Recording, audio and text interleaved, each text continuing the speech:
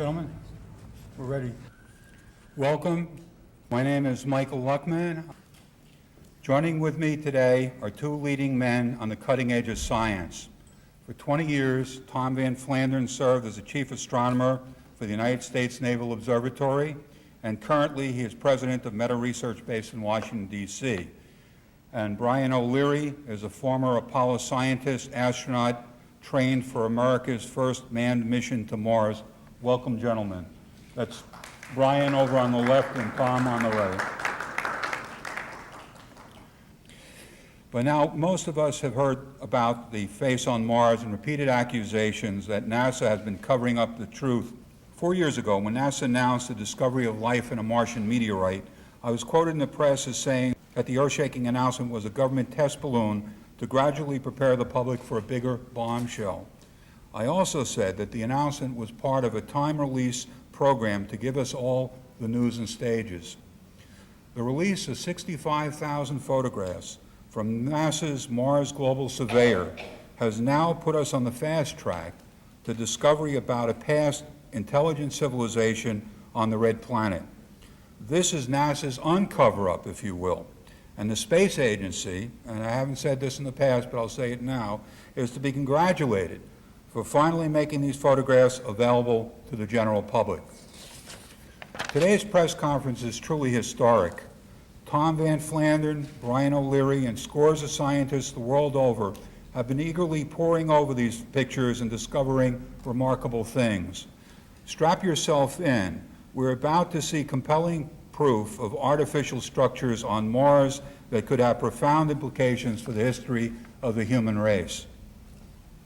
As fate would have it, NASA's Mars Odyssey, named for the spacecraft in Arthur C. Clarke's breathtaking film 2001, is now racing toward the red planet.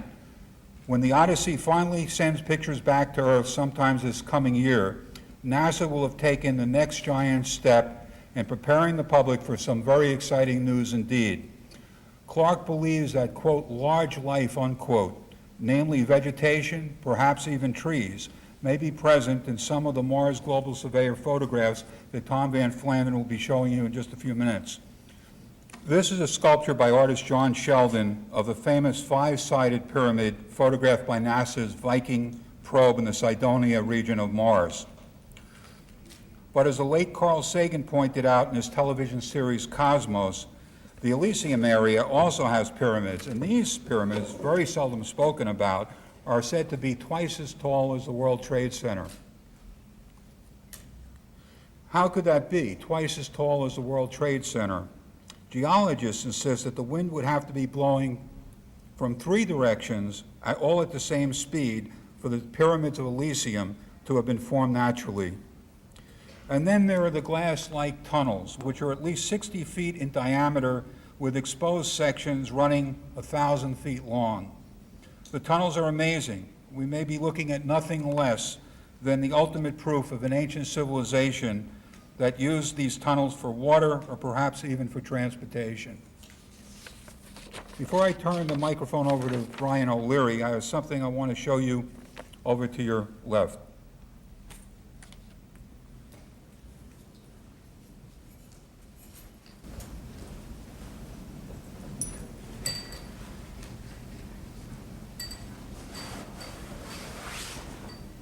The face on Mars is back. This sculpture is made by artist Salvador Rosilio and based on the original Viking photograph of the face on Mars. It shows a giant sphinx-like figure with human features in Cydonia. And now a new photograph has been released that's really going to make you sit up and take notice. It's an entirely new face on Mars, and this time it appears to be the face of a woman wearing a crown. Okay, and now I would like to introduce Dr. Brian O'Leary.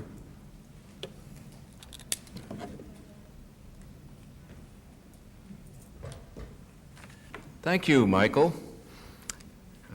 I normally don't read statements, but I think I'm going to start reading this one. Science is going through a major revolution. There's no question about it. We are living in exciting times in spite of what government agencies might tell you.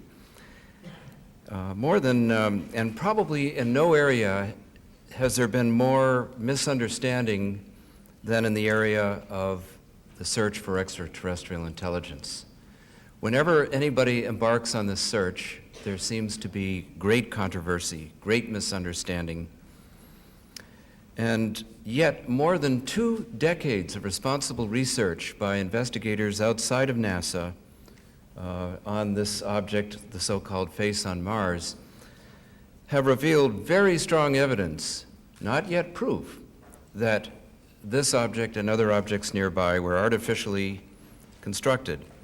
And yet NASA and its contractors have shown no interest in these objects and have obfuscated the research. History is full of examples of denial and suppression of new ideas by the establishment. We have Galileo, Copernicus, Bruno, the Wright brothers, and so forth. In each case, the conventional wisdom was reversed by the investigations of courageous outside researchers who have risked their careers and sometimes their lives to seek the truth rather than to be politically correct. My colleague, Dr. Tom Van Flandern, is one example. I have known Dr. Van Flandern for nearly 40 years and can attest to the thoroughness and integrity of his research. During the 1960s, we were graduate students together at Georgetown University. Tom went on for his PhD at Yale. I went on for my PhD at the University of California in Berkeley. Then I was appointed by NASA to be the first astronaut to Mars. Unfortunately, the Mars program was canceled at that point. Tom and I each pursued mainstream careers in astronomy research, publishing dozens and dozens of peer-reviewed papers in our fields until the 1980s, when we independently began to address promising but unsupported topics, such as the Mars anomalies. In 1976, the Mars Viking orbiter imaged a mile-long mesa that resembles a human face staring straight up into space. The spacecraft also imaged other objects of interest in the surrounding areas. This began a 25-long period of scientifically inappropriate actions, including the initial denial of a second corroborating image of the Cydonia face, the use of improper optical algorithms and filters on the high-resolution face image for example, the initial Mars Global Surveyor photograph, holding back or delaying the release of images from the public, and providing premature negative interpretations of their possible artificiality.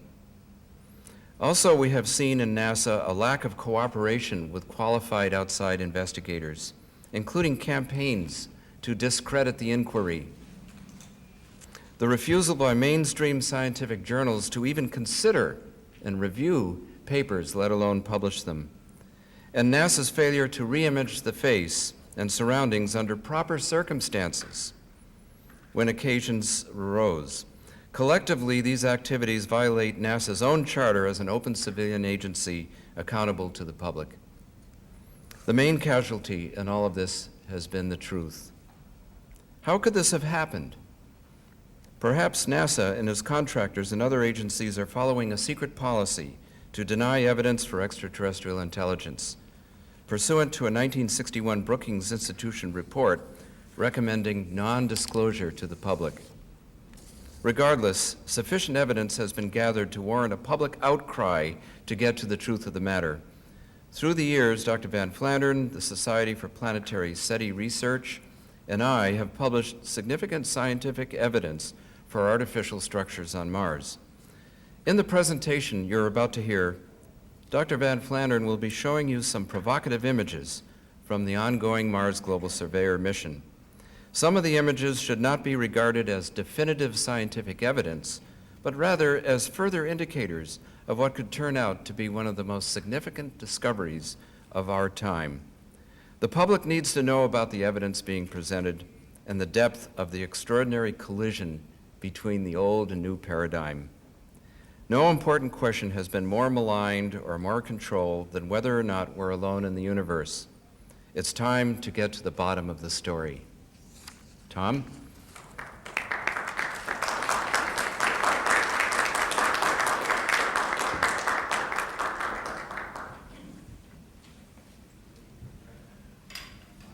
afternoon. As we speak, the Mars Global Surveyor spacecraft, the MGS, is in orbit around Mars, and it took all of the images that we will be showing this afternoon. The links to those images are available on websites, official websites of NASA, the Jet Propulsion Laboratory, and Malin Space Science Systems, the contractor that does the imaging on the spacecraft. Any of you can go to the original sites and confirm any of these images. No special processing was done to the images. We simply are showing the extract of interest here in each case, unless I remark otherwise. And in all cases, I'll be showing the original image. So for the first of these, I should stress that all of the images we're going to look at are in the general category of if we saw them on Earth, we would conclude that they were the activity of either humans or large-scale biology on Earth. Now, there are arguments why these are not normal products of nature, and certainly nothing like them exists on any of the other moons or planets of the solar system that we have imaged to date. The object on the left has a T shape, which is obviously pretty rare. That and perfect triangles are rarely seen in nature and are not the result of normal processes. The craters on the right, I'm calling them craters in a general sense because that's the appearance they have, but actually craters on the moon and planet surfaces are not formed by excavation when something hits it. They are formed by an energetic explosion when something hits it at extremely high speeds, as anything striking these bodies must be. The gravity fields guarantee a minimum speed high enough to vaporize completely the impacting object. So the crater is formed by explosion, and therefore to find a flat bottom, high-walled crater, that can't happen from an explosion. Likewise, to have a crater, the shape of the elongated object there cannot happen from impact either. You can get a slightly elliptical crater, but not something with that extreme shape. The next picture is in a different category of glassy tubes.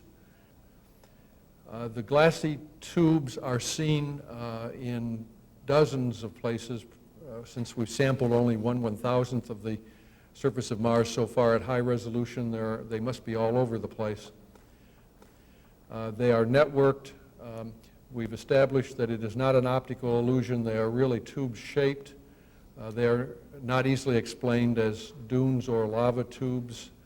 They seem to be translucent. In fact, in this case, that bright spot seems to be a specular reflection of the sun, implying that the surface must be glassy or metallic.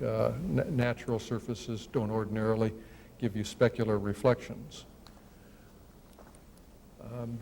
This is an object, one of several in this area, which if we saw it on Earth, we would say, well, that's a tree seen from above. But Mars is supposed to be a lifeless planet. Yet we see the radial structure around a central trunk. We can see several levels of branching. We can see shadows cast on the ground. These are clearly not on the ground geologically. They are above it, casting shadows downward. This is one of the images that led Arthur Clarke to say he's 95% certain that Mars has large life on it. This is what he means by that. And this is one of many examples of what we would ordinarily interpret as vegetation on the planet. Here's the category of infrastructure, and I showed this one out of several because triangle shapes require a special explanation, and here there's so many of them so similar. And even if those are shadows, you still have an unusual number of monoliths, large monoliths, all of the same size and shape. Not only that, but they are organized, not randomly placed at all, but there are long curved arcs on both sides there, and they tend to be lined up in the horizontal direction. This is a return to our old friend, the Cydonia face on Mars, but there are two new things we've learned about it. One is that one of the arguments that it's probably natural is that it's can only be seen from above, and yet it was tilted at an angle and it's at no special place on the planet.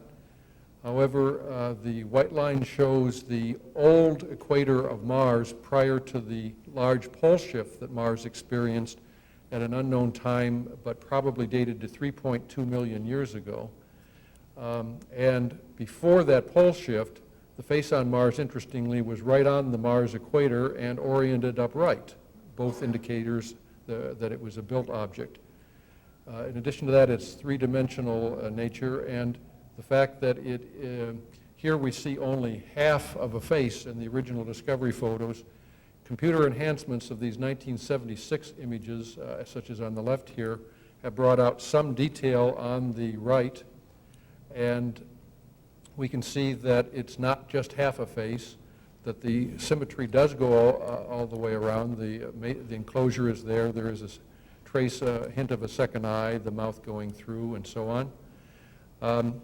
So symmetry is another artificiality indicator, since the law of averages said with half a face you'd probably get sand, desert, mountains,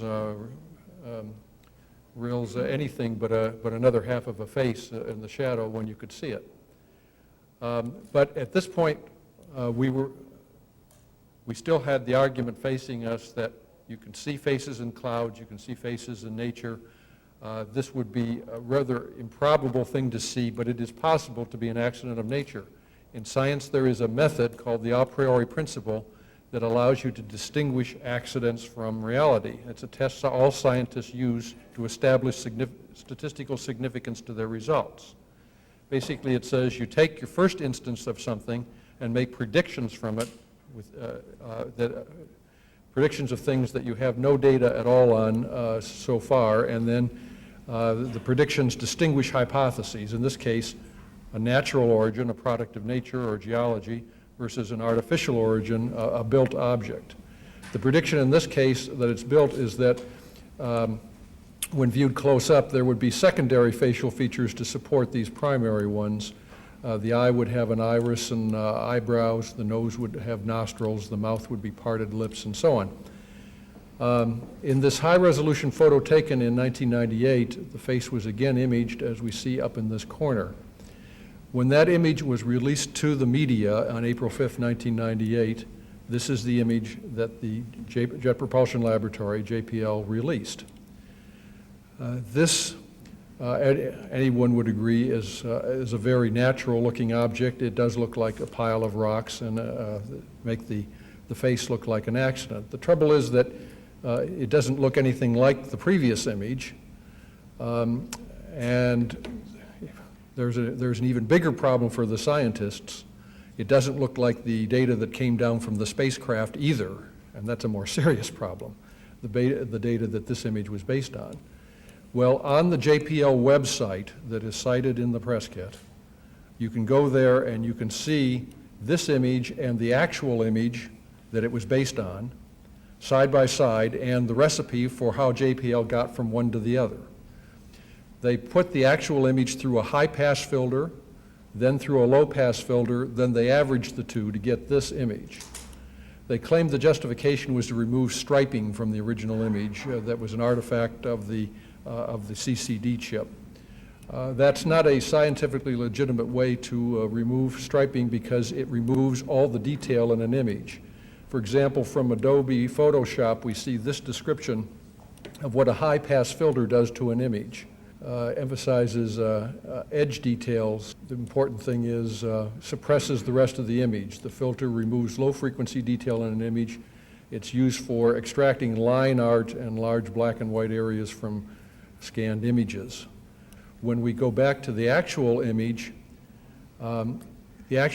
was taken at a rather oblique angle under extremely unfavorable lighting conditions. But because we have the older images from a different angle, we can triangulate, And computers, processing programs are very good now at reproducing lighting from any angle. So we can use those computer techniques with the actual data. This is done by a computer, not by an artist. There is no introduction of new data in this image by any artist. It is just rearranging the features you see by computer instructions to restore a high angle of lighting, put the shadows in the right place, and to restore an overhead view from this oblique view to one side. And here's what happens when we do that. There's the lighting restored, and now we rotate to a view from above. And this is what the object actually looks like, as best we can tell at this point. So both the other scientific arguments and the new view of the face certainly have our attention with regard to perspective artificiality of this object, but there is more. In this image, to the amazement of everyone, including the scientists involved who made these predictions, we can see two nostrils at the end of the nose. We can see an iris inside the eye socket. We can see an eyebrow feature over the eye socket. We can see that the mouth does consist of parted lips. All of those predictions that were made in advance to distinguish artificial from natural were fulfilled in favor of an artificial or built object in this image. Moreover, they are fulfilled in a most interesting way because there is no background of similar features from which we can pick and choose the ones that fit our preconception of a face. So, when all is said and done, this a priori principle that I mentioned allows us to calculate the odds, the calculated odds of the face itself being found by chance only apply to the next instance, not to the one already found. That can be a face in clouds effect, however improbable it is. But the predictions that were made in advance are referring to the next instance, and in that case, we have the prediction of these secondary facial features, their size, their shape, their location, their orientation. There's a probability to each of them. The fact that each of these things were fulfilled, individually ranging with probabilities from 1 in 10 to 1 in 10,000, and that all the features showed up and that they have the right size, shape, location, and orientation, gives us very large combined odds against chance. The fact that there is no background of similar features means that the calculations are statistically significant to a scientist. The combined odds of this feature arising as a product of nature or the chance origin hypothesis are 1,000 billion to 1. The artificiality of Cydonia is therefore established beyond a reasonable doubt, the Cydonia face. This is now the second face image, not the Cydonia one. This is at another location on Mars near the famous dark marking Syrtis Major. It's located about a quarter away around the planet from Cydonia. The coloration is always artist's addition to the original image shown here. Don't let that detract from the original image shown on the left. But there are some of us, we divide into left and right brain groups, and the left brain groups seem to prefer the help of the artist, and the right brain groups kind of think that detracts. So in the case of this, which is a sample of the kinds of artistic imagery we're seeing on Mars, one of many, it is really the interrelationships and the context which establish artificiality. Nonetheless, the fact that we have a second impressive face on the planet and probably indications of a few more too, not quite so impressive, tell us again that those a priori odds that do apply to the second and third instances, that these are statistically significant and telling us that the planet has artificiality, artificial structures on it, and that these are not repeated instances of freakish chances of nature. Now, this is the last of the sample images I'll show. It's in 3 parts.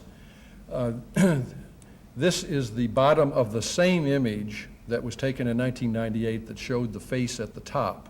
We saw that inset off to the right on the first slide showing the face. So quite near the face at Cydonia, near the bottom with the D&M pyramid that we have a model of on the table, just off the screen to the left here, we have a bright V-shaped feature down in this area. So just concentrate on the bright feature in that area, and notice that just above it is a darkness that's not otherwise resolved, just above the bright V, right in here, and a little more above and to the left of it. When we magnify that area without any processing or alteration, what we see is here's the bright V-shaped feature. We just magnified the whole area and adjusted the brightness and contrast to eye level again. And the dark markings here are a little more distinct now, and some of you will already begin to see that the dark markings are not random, but seem to form familiar looking shapes, somewhat like symbols. Some of you will not see that.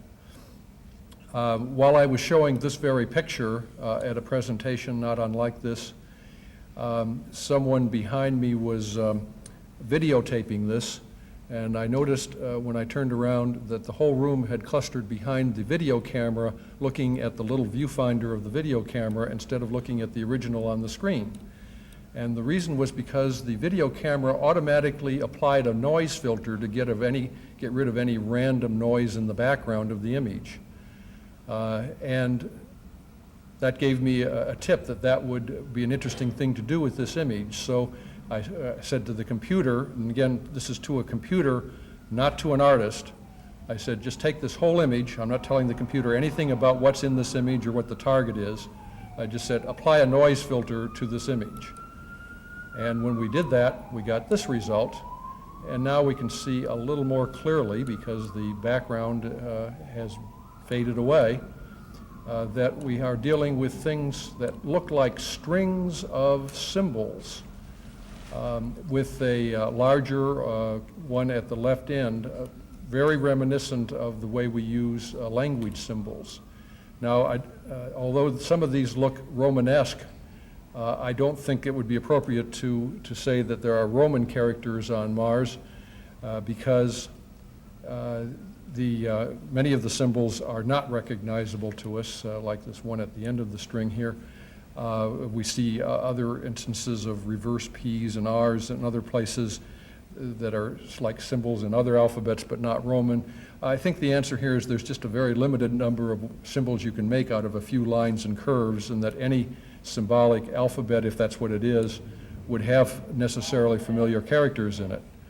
The only thing to add here is that this particular image, because it contained the face on it, it was downloaded from the spacecraft to computers at Mail and Space Science Systems under the watchful eye of reporters, and while still in the computer, the format was changed to an internet-appropriate format, and it was uploaded to the internet within 20 minutes of receipt without ever existing outside the computer. And at that point, thousands of people, including myself, downloaded the image from the internet, where it still sits today. So the point is that with something like this, since if those are on Mars and they are not an accident of nature, the odds against that being enormous, then we are dealing with, again, symbols of intelligence.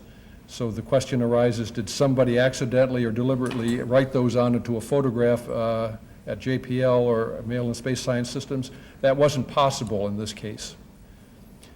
So our conclusion to this section of the discussion is that the consequences of a claim that something is true are entirely irrelevant to the issue or whether or not the claim is true.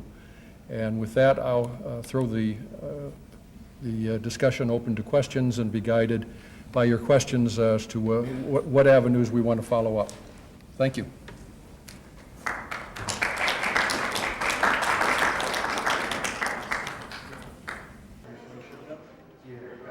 question is, could the civilization on Mars have been lost to war? Well, we don't know too much directly until we explore and get some ground truth here about the origin or the demise of the hypothetical civilization here. But we do know, and this is standard science that is accepted by all the planetary geologists, that Mars at some point suffered a horrendous cataclysm. Now, as to what the nature of that cataclysm was, that's where opinions divide. I think there is evidence that Mars was at one time a moon of a larger planet that exploded in the not all that distant past, millions rather than billions of years ago. Here are just a few of the items that suggest that the cataclysm was that kind of an event. Mars is strongly cratered on one side. The craters are saturated on about half of Mars, and very sparse, hardly any cratering at all on the other hemisphere, which again suggests a cataclysm on one side or the other. The standard view is that there's a cataclysm that removed the craters on the smooth side. I think it's more likely that there's a cataclysm that produced the craters on the saturated side. The crust is 20 kilometers thicker on one side and only 1 kilometer thick on the smooth side. The pole suddenly shifted about 90 degrees in one fell swoop. The original dense atmosphere is now gone, swept away by something. There are fission byproducts, things unique to massive explosions, usually artificial explosions, such as xenon-129, found in extra abundance on Mars. So that's just a sample of these indicators of a cataclysm. If there were a civilization either there or on the parent world, they would have been facing extinction at that point unless they were able to migrate elsewhere. How do you differentiate the importance of the structures and faces found on Mars versus what can be seen on moon photos? I would differentiate the features we've seen on Mars from those on the moon in a number of ways. We see lots of faces on Earth too, faces in mountains and in topography, and of course, as everyone knows, we see faces in clouds, all kinds of natural formations. What distinguishes Mount Rushmore from the others is that there is a context and the level of detail and the fact that it's three-dimensional instead of two. Only in the case of the Cydonia face on Mars have we established three-dimensionality to the facial features. So the nose really is the highest point on that face. The eye sockets are really recessed. The original explanation when it was first seen is it's a trick of light and shadow. Well, in the case of the Cydonia face, it's a trick of light and shadow that exists at all lighting angles and with all shadows, because it's an actual three-dimensional sculpture. That's a strong determining factor in favor of artificiality, but the strongest argument is the fact that we have two generations of images. With the first one, we are able to make predictions. If this is natural, then this follows. If this is artificial, then this follows. All of the predictions of the artificiality hypothesis were fulfilled dramatically at levels that are just impossible to arise by chance. So that's the answer I would give. Yes. Yes, is your conclusion that we're dealing with only ruins from a long time ago, or with also currently inhabited structures? And if currently, obviously wouldn't be from Earth, but from Mars. That's right. We have no evidence of current activity of intelligences on Mars, although that image I showed you that looked like a tree does certainly suggest that there is current large biology on the planet. But our best guess at this point, and all we have is speculations to go by, is that the major cataclysm Mars suffered perhaps ended life on Mars the way mass extinction events on Earth 5 times in the history of the Earth have nearly wiped out life on this planet. Yes. Do they know the location of where the seemingly feminine face is, so they can in general go by that area again and give us maybe 1,000 more pictures of that face? where they can go back and get views at higher resolution under better lighting right now that should go a long way toward resolving any doubts about the artificiality of these objects and establishing it or denying it at a level that should be satisfactory to all of the scientists involved. So we hope that NASA will take the opportunity to follow up during the remaining short lifetime of the spacecraft. Sir, you're aware, and you've even said, that there is, in large part, ridicule and or denial. How would you tell the layperson in that 20 seconds you'll get on TV what it is you believe did or does exist on Mars? I would say that in an examination of the images we now have, there are 67,000 of them, of which we have examined several thousand in close detail. We've turned up anomalies so unlikely to be products of nature, and in some cases fulfilling a priori predictions and having relationships and contexts that support artificiality, that the conclusion that there are artificial structures on Mars is now beyond a reasonable doubt. And to the skeptic who says, I won't believe it until the government tells me, you would say? Here are the pictures. All we're asking for is that the spacecraft that is there now and the one that is on its way there now be pointed in this direction to get pictures that confirm or deny these hypotheses to everyone's satisfaction. Considering that the MGS was several miles high when it shot the pictures of what you alleged to be vegetation, is there any idea as to the circumference of the vegetation, of what you believe to be vegetation, and also the tubes? Could you tell us, as it looks like there was a reflection from an object that you were calling the tube, do you have any idea where the sun was in the sky at that point in time so that we could determine what was being shot from the MGS, Mars Global Surveyor? Yes. Well, taking the last point first, the sun was at 2 o'clock, which is at just 30 degrees past overhead to the west. So it was in the right position to make that reflection, given the orientation of the tube at that time.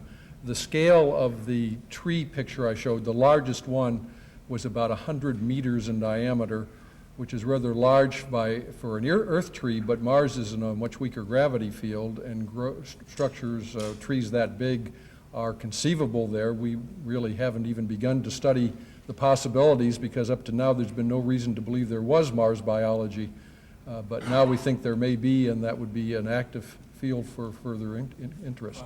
If with future flights we'll see that these faces and sculptures are just natural formations, if they are, that is, would you continue looking for other signs of life? Well, the scientists involved are strictly researchers. Whatever the data shows, that's good enough for any of us. We're not pushing any agenda. Or will there be a continued effort even though? Well, there are 67,000 images already in the queue and tens of thousands more coming down the pike. We want to see what's there, don't you? Yes, definitely. So we'll keep looking. Brian has something he wants to add. Yeah, I think that's an interesting question, because you have to look at the cultural context of what's been going on. For 25 years now, we've had this face image, and yet NASA has been totally ignoring it. Most of the people that are on the investigation teams that have been funded by NASA, and I used to be on one of the teams, I was on the Mariner 10 team. I was deputy team leader of the Mariner 10 Venus-Mercury mission. Mike Malin, who's in charge of the imaging for the Mars Global Surveyor, was a graduate student then. He basically worked for me. And since I began to give credibility to the inquiry, not necessarily the result, then all of a sudden I was out. Not one penny from NASA, not one acknowledgement. This is what's happening culturally. And if you understand that, then you begin to see the pattern. The geologists on the Mars Global Surveyor team look at Mars through geological colored glasses. So they're going to be looking for canyons and signs for water erosion and so forth and so on. Whereas some of us outside of NASA have culturally coalesced, admittedly in a kind of an ad hoc way, because we haven't been organized or funded for any of the work. And so if you look at it from that point of view, you begin to understand how it might be that these investigations actually are every bit as credible as the ones that happen within NASA. It's just culturally different. Sam? In your opinion, why has NASA refused to give any credibility to any possibility of non-terrestrial life, past, present, or future?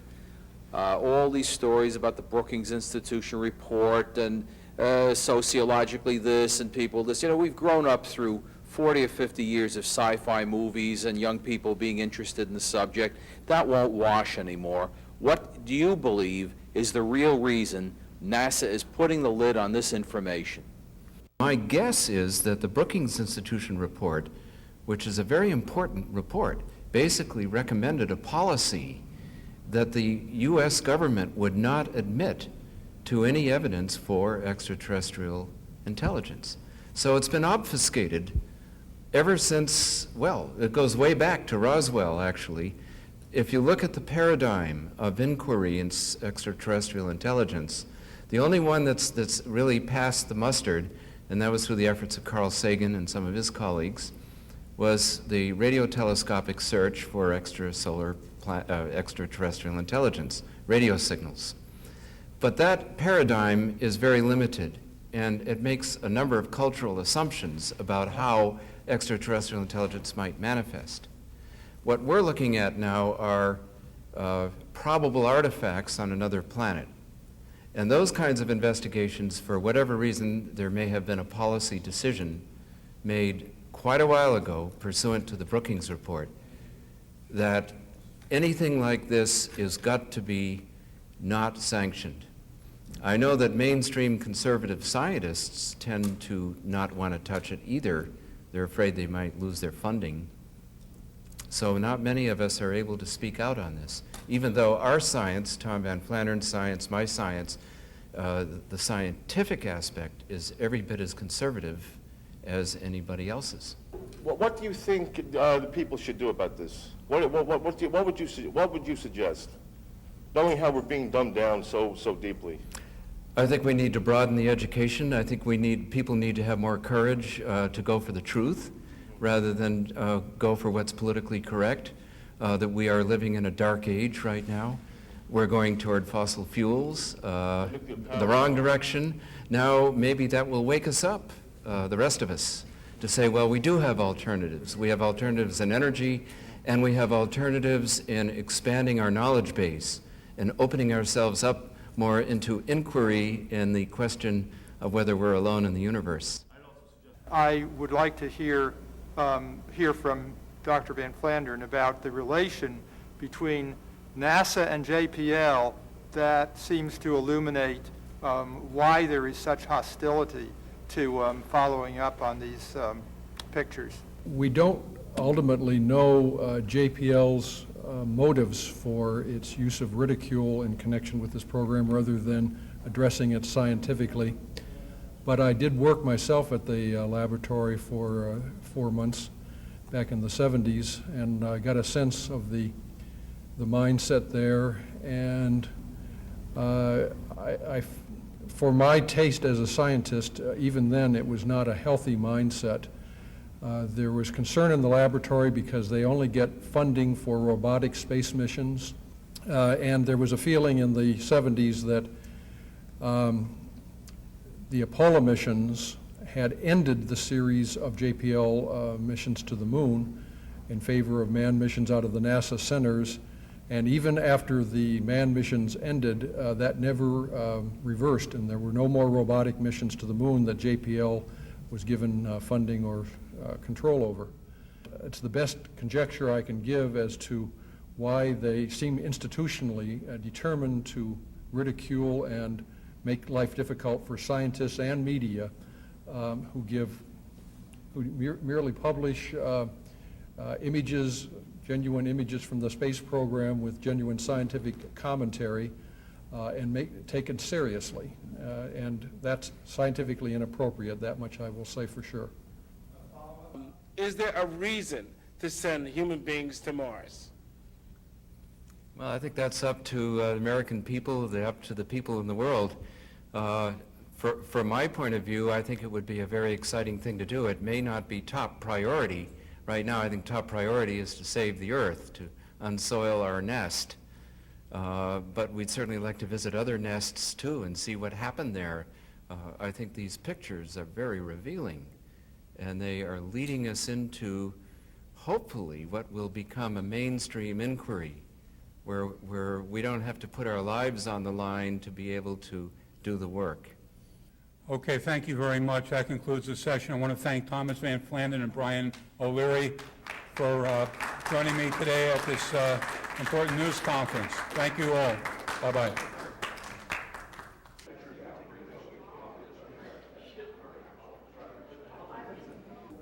There is a strong mindset by the people in charge of the Mars exploration program that we don't, we are certain that the idea of artifacts on other planets and moons is such a long shot as not to be scientifically worth considering, and that the standards of the public and some of the scientists investigating these are too low, and they're seeing the kinds of faces everybody sees in clouds and mountains, and they do not spend their valuable time looking at the reports, looking at the work of the researchers, reading their papers.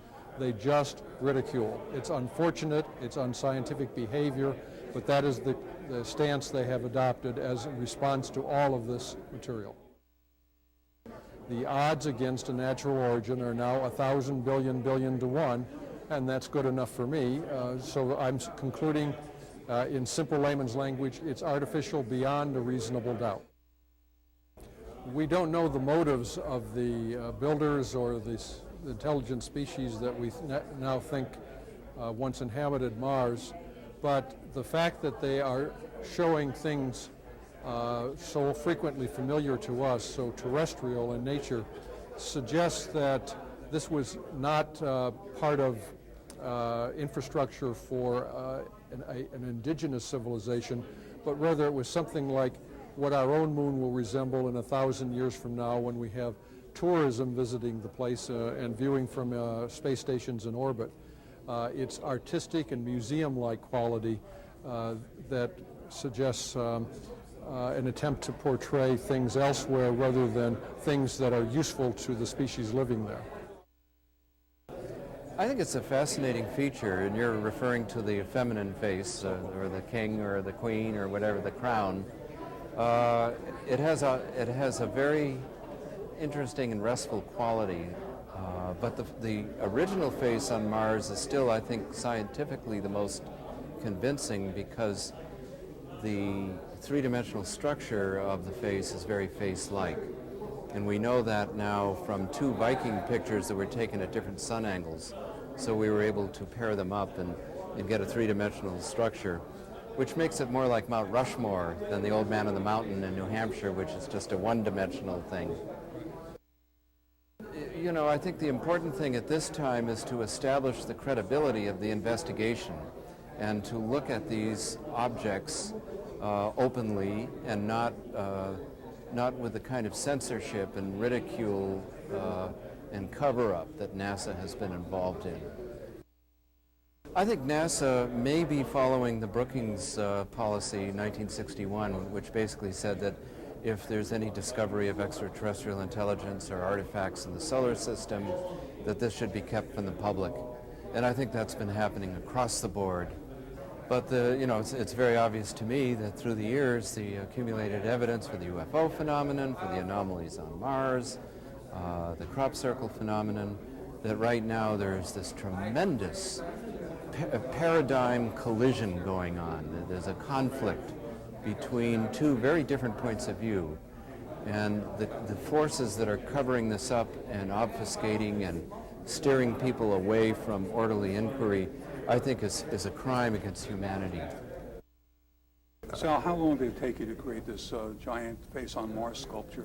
It took about 3.5 months for it to be completely dry because it couldn't be handled before that. It's made of paper mache. What were your feelings as you worked on it over that long period of time? Well, as I concentrated on the face, half of the face was not visible, so I had to make up what was in that shadow part. The main thing that I saw was that had been a huge cataclysm that created a flood, a huge flood that sort of wiped the whole planet, like washed it. You see? I felt that the face had been washed. What do you think of the new face on Mars? Oh, it was shocking. When you show me that face, it was shocking. I mean, this face is so realistic. Like the man mentioned, that face has emotion. This face I could not make up whether it was an animal, an extraterrestrial, a human, but the proportions are right between the forehead, the nose, and the chin. You know, it's a face. And the new face, it's almost unbelievable. Well, the implications would depend a lot on what that means in terms of are we alone, or how does the human species fit into this picture? And there are still two almost diametric possibilities there.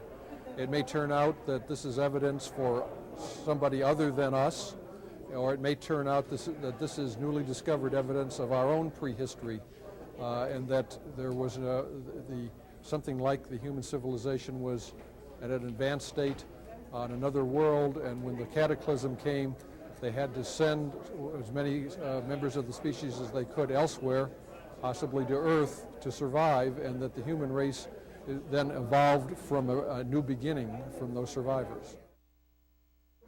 I think the public could handle it. I think the public, I'm very much a populist. I think that people need to wake up and see that we do have energy alternatives, that we do have what looks like life out there beyond the Earth.